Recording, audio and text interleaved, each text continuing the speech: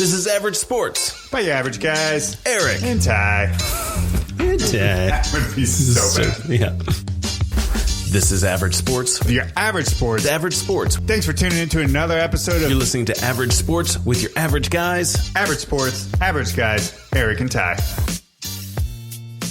Another day, another dollar. You guys are tuned in, that's right, to another episode of The Average Sports by The Average Guys, Wait a Eric and Ty. Wait a minute, you're getting paid for this? No. You had me there for a second, like, shoot, you're keeping stuff from me. No, we are not currently getting royalties from this podcast. Not yet. So, we will. There you go. I tell you what. That's why it's average, because we don't get paid for it. So we're swinging for average. Everyone. Yeah, for sure. Yeah, welcome into another episode. We got a barn burner of an episode here for the Average Sports Guys.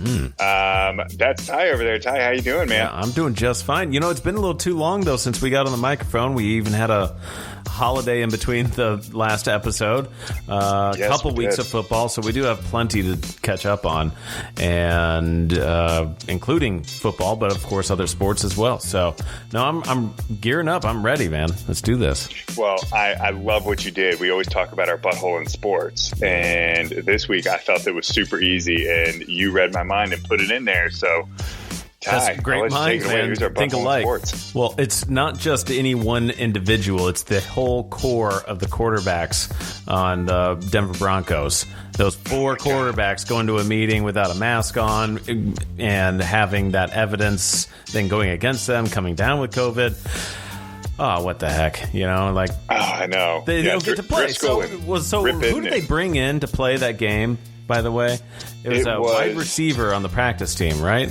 That's correct. He did play quarterback in college, but you know he had never taken a snap at quarterback, even on the practice squad. So it you know. I mean, just think about that for a second. Are you excited? Are you afraid? I mean, would you be ready to step into a high profile? Well, not a high. I mean, it's a high profile game in the sense that it's the highest level of football that you can play, and you're getting your first career start. Not that you would ever expect to. It's such a fluke thing. I mean, do you just go into it relaxed? I mean, I'm sure he was super nervous. He did not play super well, but I mean, it's not like anyone expected him to play well. No, of course so, not.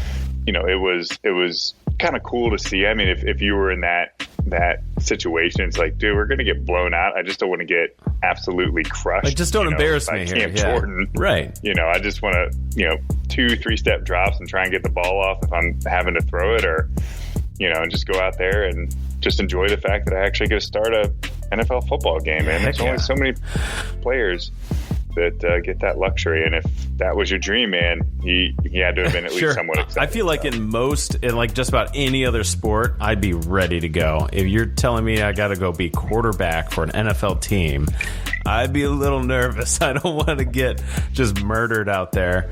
Coming away with permanent head injuries. That's like that would be a thing. I don't think. I mean, it was so late too. I mean, it's not like he was. No, he had no time to prep for it. You're just thrown into it. It's crazy. But you talk about like that the Blackhawks backup goalie. He was like an accountant by day, and he was the emergency goalie, and got brought on to finish the game, and they won. I mean, I would have been excited to do that too. Leafs and Carolina Hurricanes. Oh, okay. I thought that was Blackhawks. He played for the Hurricanes, but he lives in Toronto. Who's the emergency backup. Yeah, that's awesome. Like, I would be down for that. Stick me in, coach. I'll be goalie.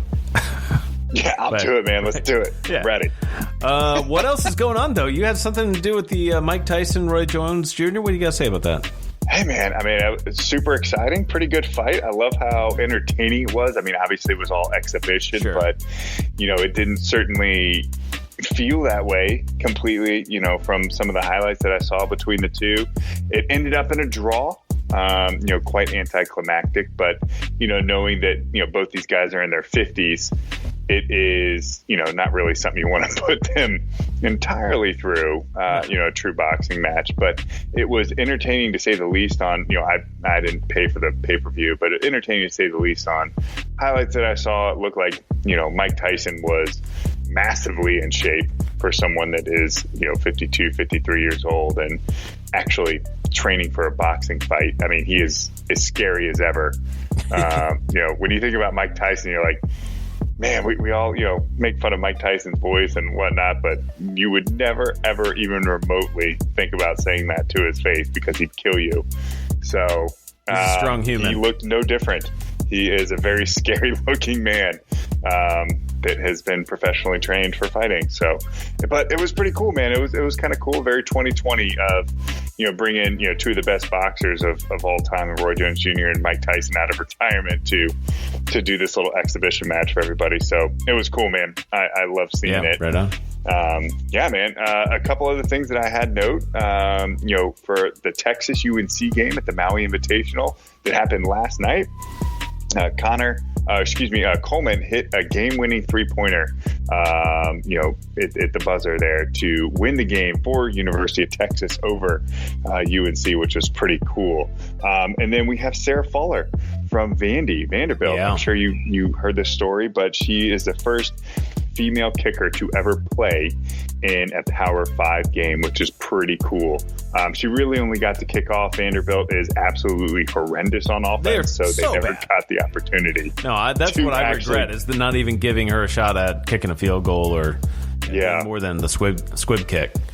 So, Vanderbilt's just so horrendous that she never got the opportunity to do more. But pretty cool and groundbreaking. So especially if you have any daughters out there that want to aspire to be, break those barriers, this is definitely a huge step in that direction. Yeah, right on. What'd you see? The MLS is really the next season. We were just in the playoffs, it felt like. I know. And it's because they just rapid fire right into the next season. They didn't want to lose a step. So they're into the playoffs here soon. But got to give a shout out to Philadelphia Union winning the Supporters Shield and number 1 seed. I think they're number 1 overall then. And then the Pittsburgh Ravens Steelers and Ravens game. They finally get to play. They played this afternoon from the time we recorded this. It's a Wednesday.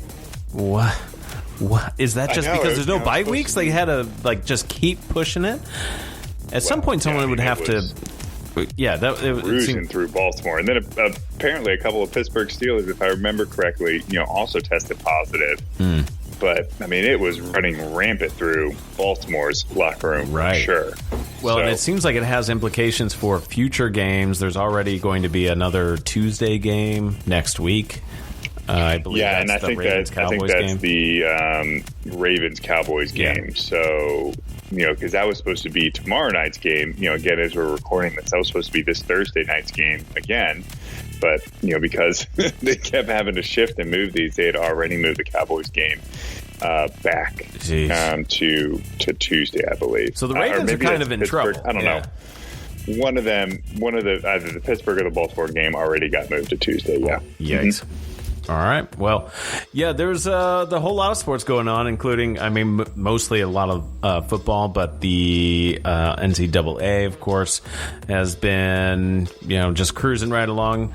And good to see some college hoops, though, going back as well, getting things Dude, it's pretty great, man. I had on the Gonzaga and West Virginia game a little bit earlier, which has been pretty exciting game. So, now Gonzaga's been enjoyable, man. I'm glad to have it back.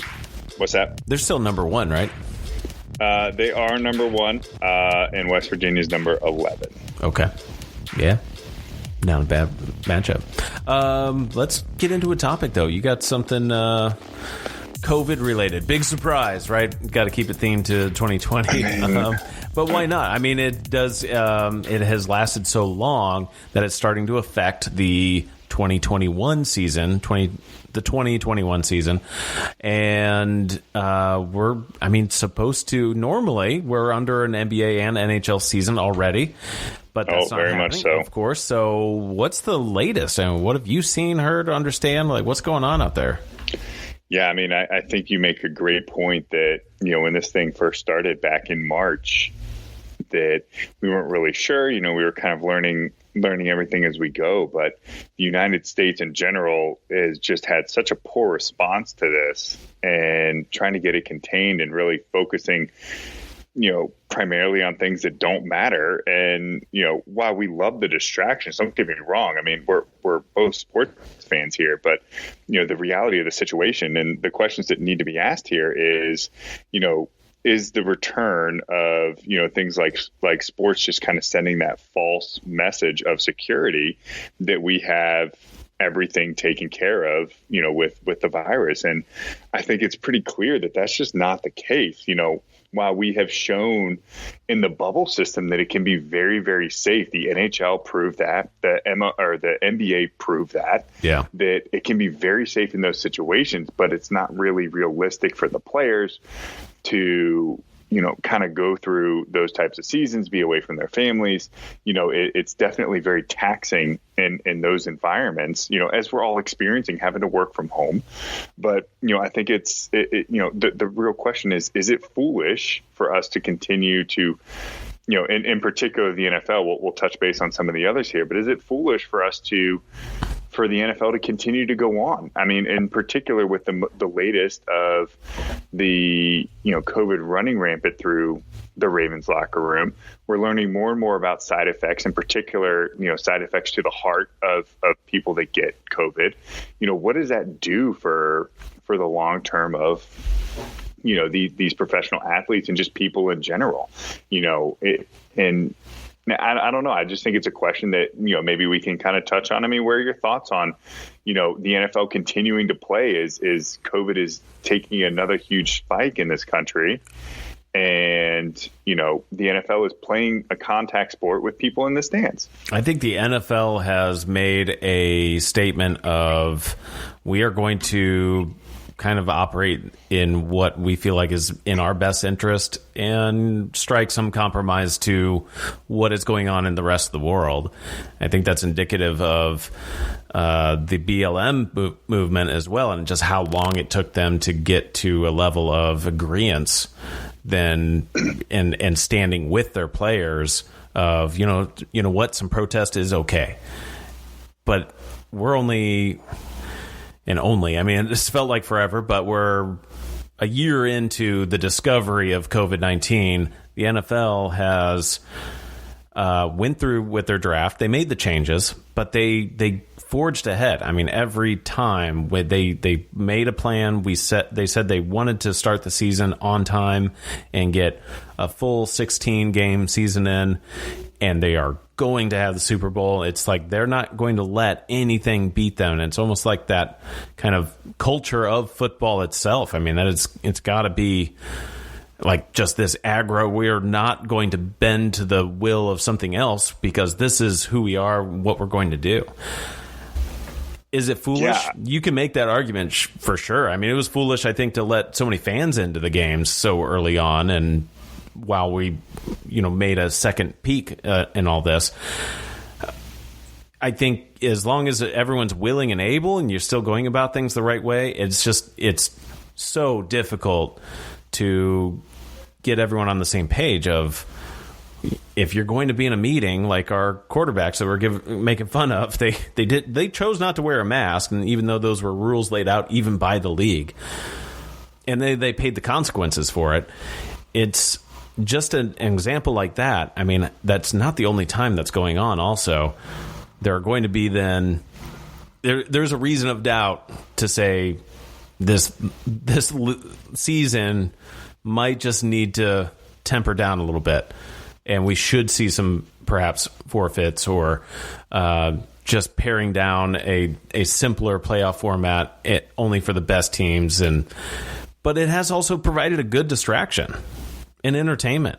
And for those who aren't so concerned about it, it's made a huge volume of like entertainment, something to provide, in other words, like bleak years. So what's it worth? And I don't think there is a right or wrong answer, but the NFL, I think, is just going to do what they think they should do.